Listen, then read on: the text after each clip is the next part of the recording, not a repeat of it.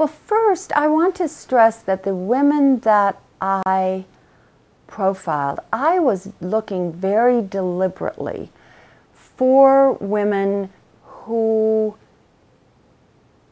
other women in the organization really liked and loved to work for, women who were comfortable with the idea of being a female and an executive, who didn't say, as you will still find some women say, I'm an executive first, the fact that I'm a woman is an accident.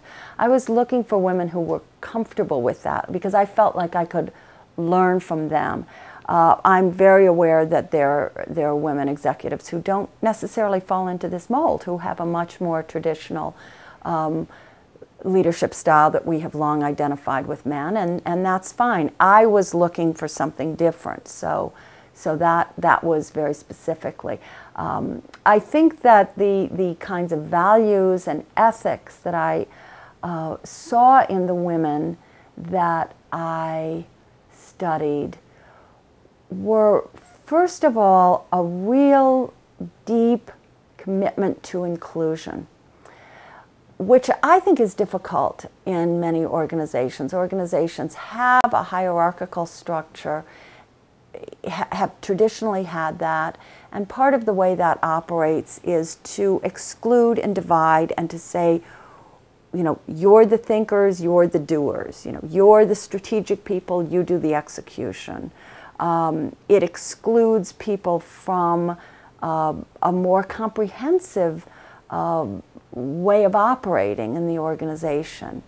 And I think that was one of the things that was most obvious about the women that I was studying, is that they tried to structure their organizations and treat people in a way that they really included them in a decision-making process. Again, what's been fascinating for me is to watch the extent to which a lot of those characteristics have become more adaptive, again, as the technology has changed. You see it certainly in manufacturing. There's been really a revolution over the last 14 or 15 years of including the ideas and the knowledge and respecting the skill of the people on the front lines enough to learn from them in the manufacturing process.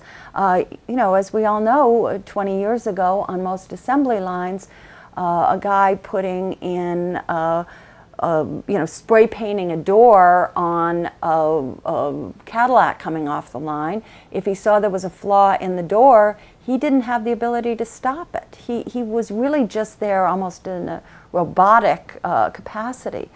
That has changed in manufacturing. There's much more inclusion, much more trying to get ideas and thinking and use the skill for the greater good of the organization, of the people on the front line. So I think that inclusion, I think honoring the fact that people have rich and full lives, honoring the fact that people aren't just the people in the organization aren't, their only value isn't in terms of the organization.